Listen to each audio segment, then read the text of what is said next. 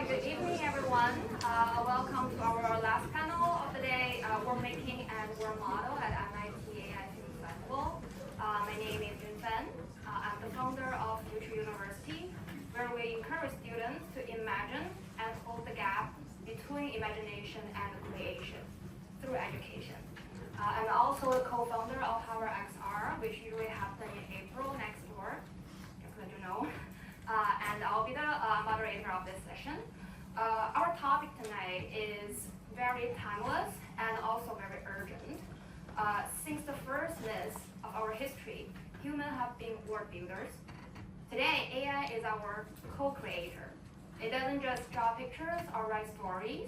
It shapes reality and the reality we're physically and virtually living in right now. So it opens up new ways for us to think about the future. To explore this, we're joined by an amazing group of thinkers and creators, Alvin, Jeremy, and Rashin. To begin, I'd like to invite each speaker to give a brief introduction about their current work and how they relate to AI and worldmaking.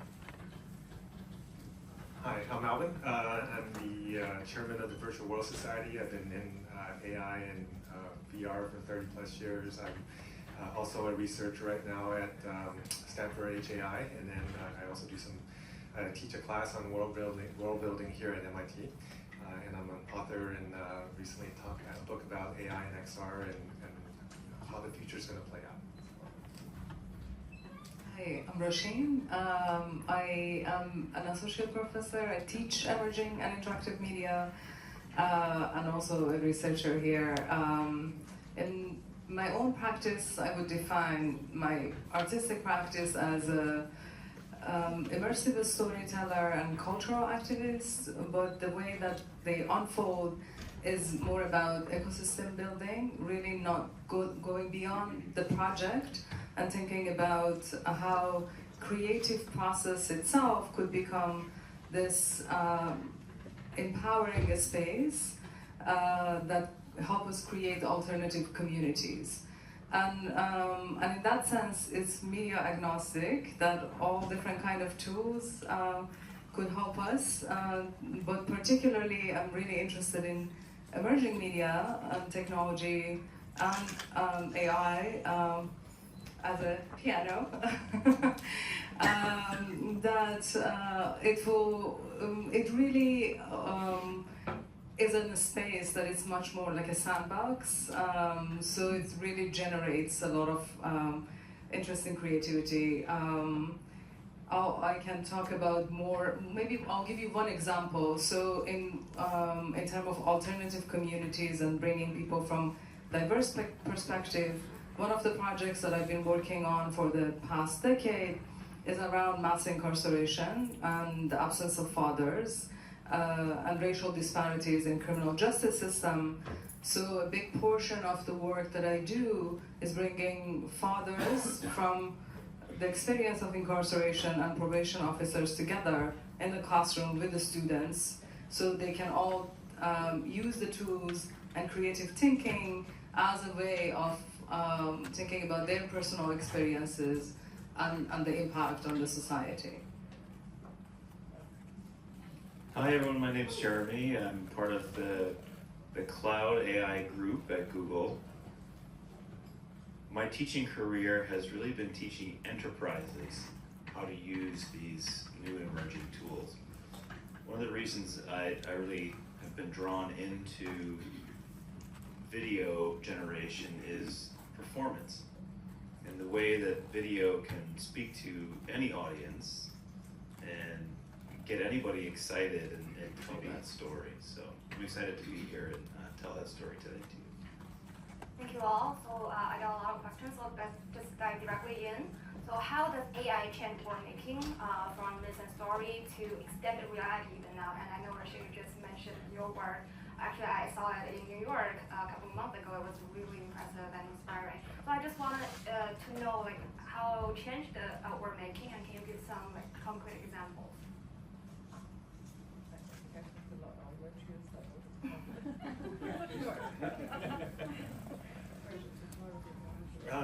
Well, I mean, pretty much much since the beginning of any of these virtual world systems, there's always been tools, and the tools have had some level of AI capabilities in it, right?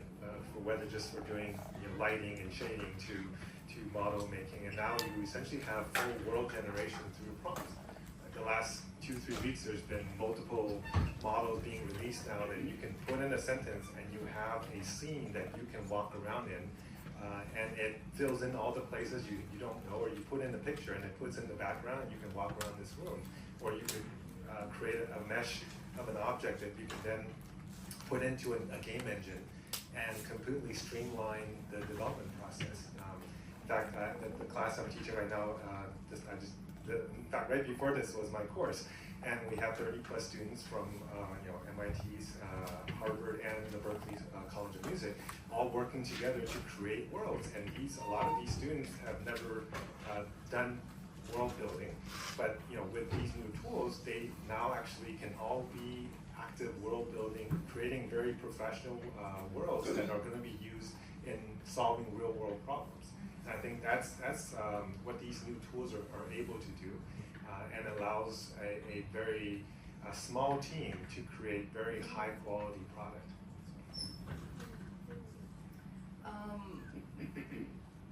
So to add on to that, is that sort of actually acknowledgement that these tools are not new and not popping out all of a sudden, and it's a collective wisdom of many people working through different time and spaces, and that quality of them, I think especially when it comes to AI, that I agree that we cannot no longer think about it as an umbrella, and really we need to be more specific about which implementation and what type, in what space we are speaking about. But in the way that it comes in my work, really thinking about that aspect of collective wisdom in a way. That accumulation of knowledge that you can have access in a millisecond, and then it can become this form of thought partner and creative co-creation in a way. So I'm really interested in that tool as a way of this back and forth dialogue, not a tool that you would just switch on and get something, but as many of our panelists mentioned, as this sort of process of engagement and encounter and dialogue. And the same way is when it comes to the community. It's very much about access and equity, and not access to as a consumer, but access as a thinker. And I do believe the type of tools that we have, it sort of really allows for more of a generative thoughts and creation, because it just collapses the skill set boundary in a way that you can manifest your thoughts in a different way. And be able to be in dialogue with that. Or when we talk about it again in a community or classroom, it becomes about this form of dialogue and conversations that it allows in the process of making and creation. So I think just carrying on with that same theme a little bit, I'm particularly interested in sort of the dynamic world building. So individuals each sort of have a different experience, and as they go through each of those experiences, it can come out differently, and people want to experience that. So, how can you create a dynamic experience for that world or what comes next, and have that capability is something that the technology, at scale, I'm not sure it's there yet. I think it's still a problem that we're really trying to solve, but when we can sort of deliver that in an easy way for the creator or for the artists, the previous group talked a lot about how artists have nothing to worry about. Clearly it's a going to take the artist to interpret that and then again just use these tools to deliver that to be it consumers or other enterprises. And I think that the agentic piece of that is really about how you scale that.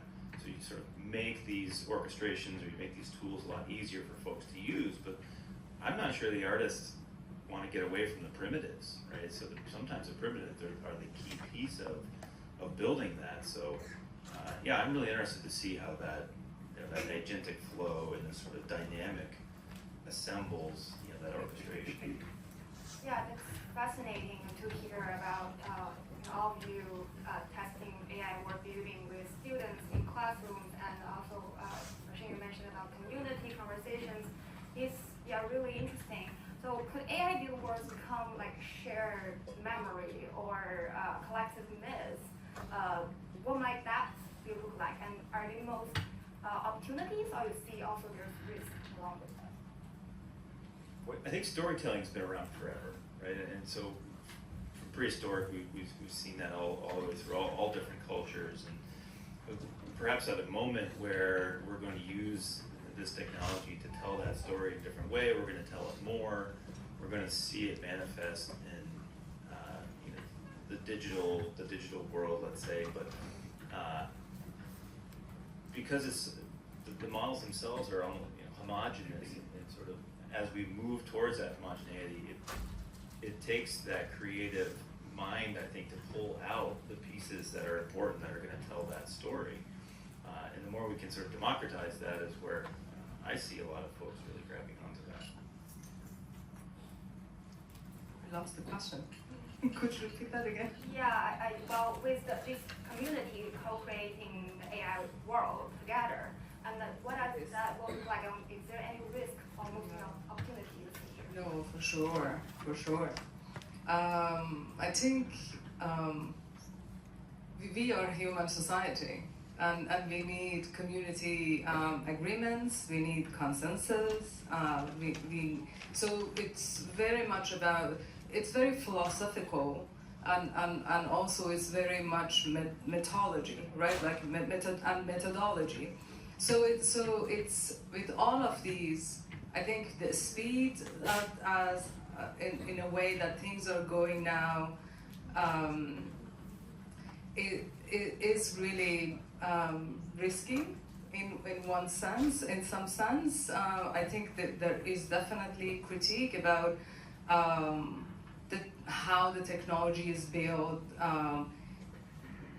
the guidelines and the guardrail that is put in place to, because we are definitely seeing so much of the challenges that we have within society, from race, gender, culture, diversity, is just amplified through these tools. Like I work with this one particular project that we are working on that is an archive of currently more than 10,000 artifacts. Is about creative disobedience as a form of movement, and it's the source of it is the Women Life Freedom revolution and movement in Iran.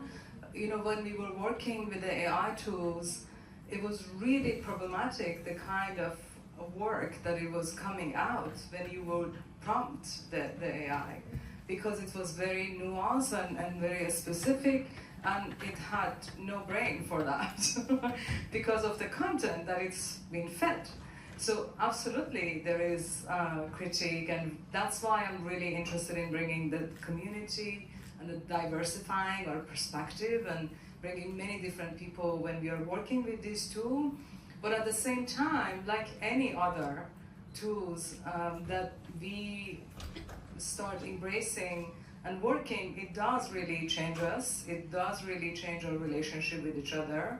And because of the speed and the scale that this tool has, that it's going much faster than other people are catching up with, or policy is catching up with, it becomes more so important that we need to be at the forefront of it, not just critique, but have this very productive engagement, which means that you create with it, but simultaneously you're not just putting it on the pedestal, but you really engage with it in a very critical sense. And I think it changes our education, it changes the way that we think and the way that we work. Like, it absolutely would have major impact, and we have to be mindful on all of these, yes. So I think, like any other tool, and it's really important when we are in the hype of thing, to really actually be mindful of that critical aspect, right? From environmental, like all those, and be imaginative about them, right? And be moral and ethical about them. So, and demands ethics, and it demands morality. And I think I'm glad I'm passing this on to Alvin, because it's also, like, really with the AI, Bill of Rights, and being imaginative in a way that, yes, the society is not doing the kind of thing that it should be doing, but how can we actually imagine to safeguard, while we are also acknowledging the potential and the possibilities in these two. So as we change to these new tools, the thing that doesn't change is actually how much time we have in our day, right? We're getting already so much information and so much content out there, even with existing social media, and that's been a major problem in terms of a distraction economy. What's happening now is that these new tools, they allow us to make high quality things, whether it's pictures or music or videos or 3D worlds, they're all content. But the key is, it's not about how much content we're creating, it's actually about what's the underlying meaning underneath the content, and that's actually the responsibility of the creators, right? So you guys are going to get access to all of these tools, and if you put in a basic prompt like, make me something cool, or make me something that's going to make me viral, you're going to create slop, right? And that's what's happening in a lot of cases today, and that's a bad use case. At the same time, you're going to use a bunch of water and a bunch of energy to create slop that then distracts people from what they should be focused on.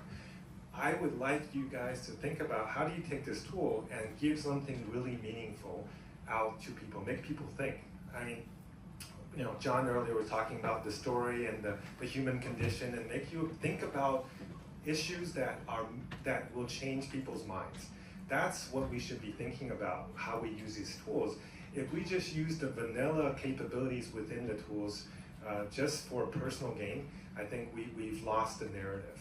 So I would, I guess, challenge all of you, because I think all of you are creators. In fact, everybody, if you go back to traditional indigenous tribes, everybody dances, everybody sings, everybody paints, right?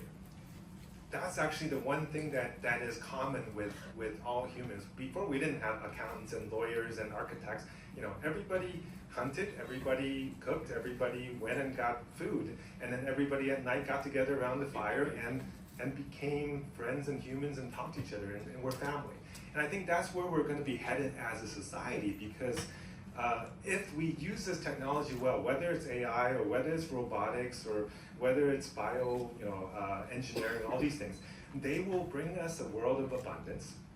And if we use it and we share it with the entire world, then we will all have the ability to have time to all be creators and all allow the inner creative sense to come out.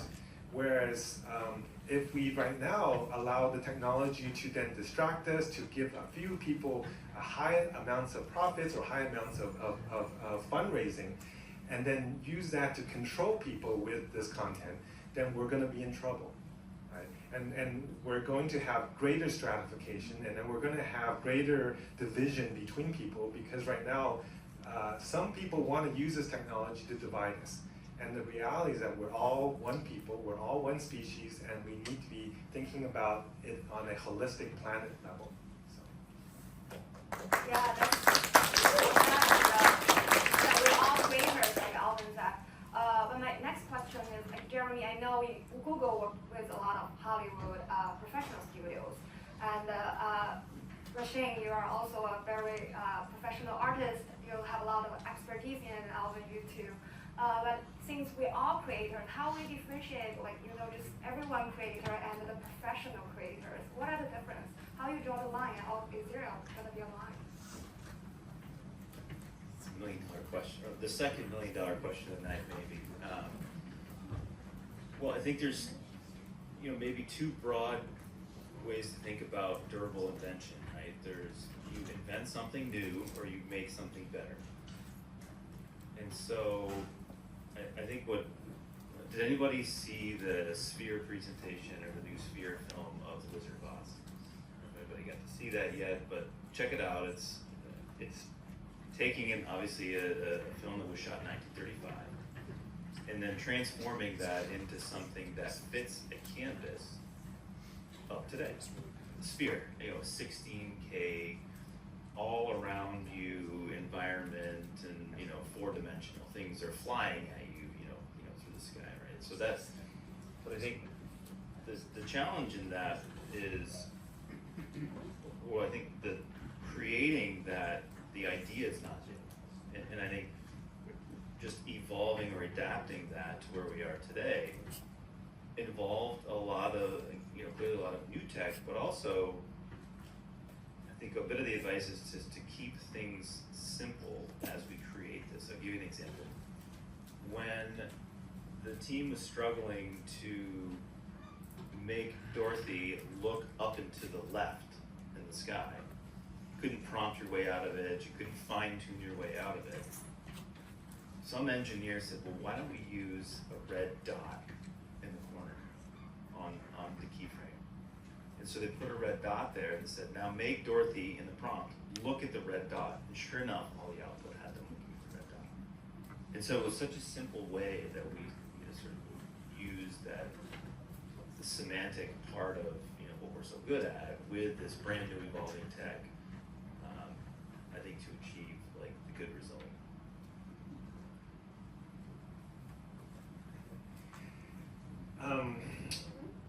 I think it's actually that whether you're a professional creator or whether you're a average creator, it actually will be. In fact, there's also a middle ground, which is kind of amateurish, repetitive commercial creator, right? If you're that class of creator, you are actually in trouble, because that is the class of creators that AI will replace, right? And if you're just an amateur creator, you're not looking to make money and make a living out of it, so it's fine. Whether you do a good job or a bad job, you're going to, and you can't really even tell because you don't have enough experience to know what's good or bad, right? But the people who are creating essentially repetitive commercial art or graphics or videos, I think AI actually can do very similar quality work to probably what a lot of them do, because they're not trying to create art. They're just trying to sell something or to create a poster or whatever those things are. They've been trained, these models have been trained in so much of that type of material that it is actually very difficult for an average graphics artist to beat the AI. In fact, I think last week or 2 weeks ago, there was a new eval came out from OpenAI called GPT eval, which is a measure of how AI does compared to the average expert. And essentially, on day one, it was already at 49%. Essentially, it's as good as 49% of professional work on day one. Right? And I would imagine if you give it 6 months, it'll probably be at 70%. And then you give another 6 months, it'll be at 90%. So if that's the case, the jobs of a lot of creative industry people, if you're doing commercial creative, I think you will find that your job becomes increasingly at risk. So you need to think about how do you add value beyond just doing what the client says? How do you add meaning?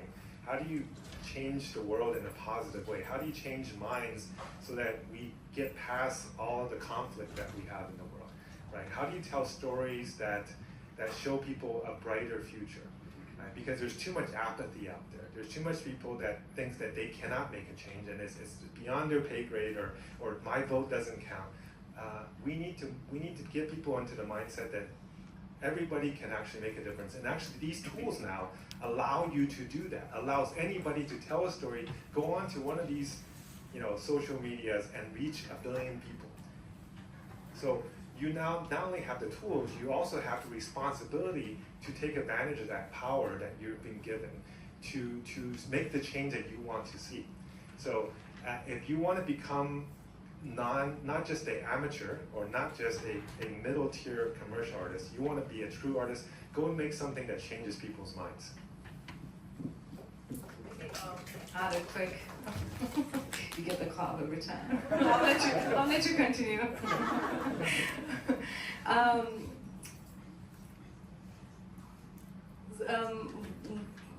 A couple of things maybe. One is that also art for me is that form of language like AI, right? Like what do we consider art? And I think different people and different communities have maybe different definition of it. But if you really think about that sort of art in a way that, for me, one form of art is about really the skillful craft, right? The craft of the medium that you're working with, then combined with that sort of concept and worked, that it's a very much of a time commitment. It's like a relationship building to the work that you're doing, that it creates a form of encounter for somebody else, that it moves them, that maybe address many of these questions that you mentioned. So I think, in one hand, I feel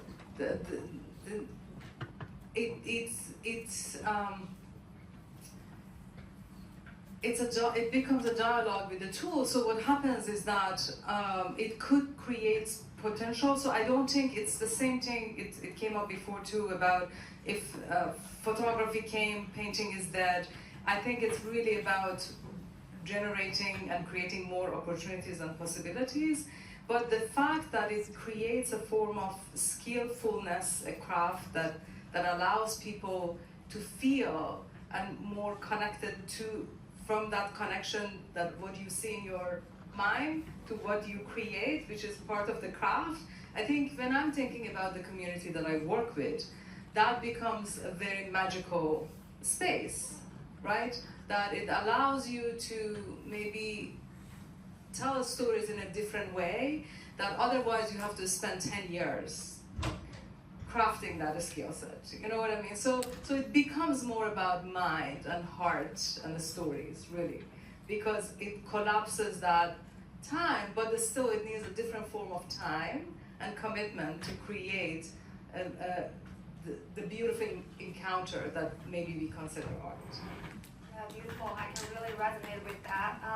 I have one last question. So just think boldly, looking ahead like 5 years, 10 years, what's the boldest prediction with AI work creation we think will change how we not only production, also distribution and exhibition, like how we create, tell, and share our world or story in 5 years or even 10?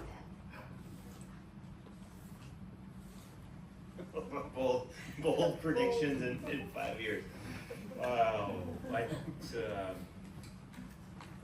I think we're gonna see. Go back to my original sort of thought around this like dynamic world building, right? We'll have this capability where you can put the headset on and then dynamically sort of navigate your way through, and sort of this 3D world, begins to unfold in front of you, and you sort of have a lot of choice, and maybe that makes this more exciting. That engagement could be fun. Before I do pass the mic, I want to let folks know that there is a new Google-sponsored $1 million film contest. It was just announced this week. I should have gotten you the slide. I'm so sorry. Maybe we can send it on the follow-up email.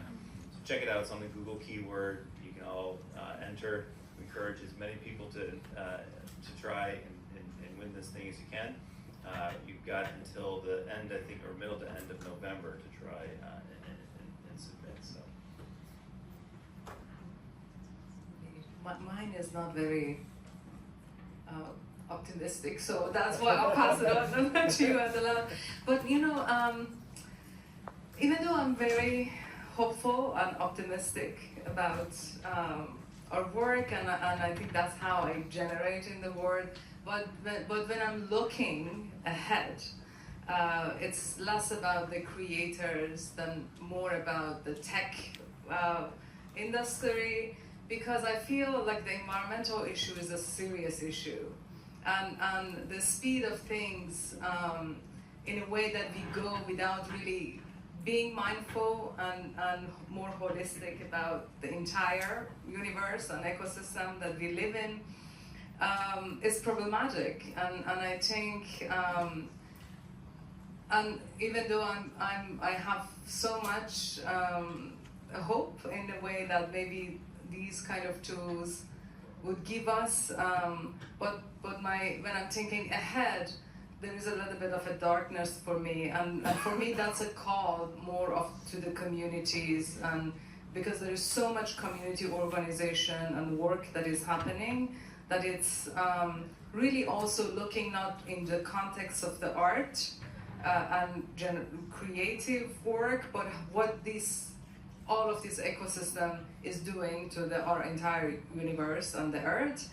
And I think we need to be mindful of that. So it's maybe my boldness of thinking about future is thinking that maybe we would have more community organization around using these tools, demanding for more action around these tools, while being imaginative about them. So I want to just maybe bring it back to that sort of grassroots, decentralized community work around this. I'm going to give, I guess, 3 points. One is, right now, even though we're at an AI film festival, which is a 2D film festival, us as humans, we live in a 3D world. Our senses are optimized for a 3D world. So I think long term, the medium will go from 2D to a 3D experience. 2 is, I think people keep saying the word tool associated with AI. I actually think we need to switch that a little bit in the sense of, in the past, I think most technologies have been tools.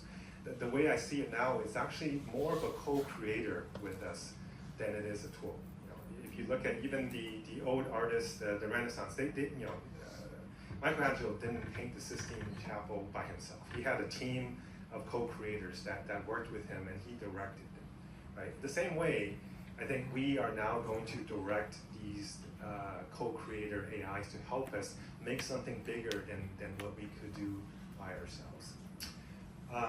And then longer term, I actually think that the content and all the content that we do create gets then imbued into these AIs, and they go beyond from being a tool to a co-creator to actually becoming our disciples, or our I guess what's the mentor mentees, right? They become independent creators that then can learn from us and learn from other people and other past masters, and they will actually at some point be able to create original content that they will then assign meaning, right? Because in the sense, I think what makes a professional from a non-professional is actually the ability to create something that they have assigned meaning, and that meaning can then be passed on to other people. At some point, AI will be able to get to a higher level of understanding of our world and our reality to generate its own original meaning, which then it will imbue into an original piece of content. And I don't know how far that is away, but I think at some point it will happen. And we should not see it as a defeat. We should actually see it as a celebration that we have created a new type of art form and a new artist that is a result of the content and creation knowledge that we have collectively built as a species. So that's kind of my prediction for where things are going. Wow, I guess the audience must have a lot of food for thought, like as I do now. This is really amazing. Thank you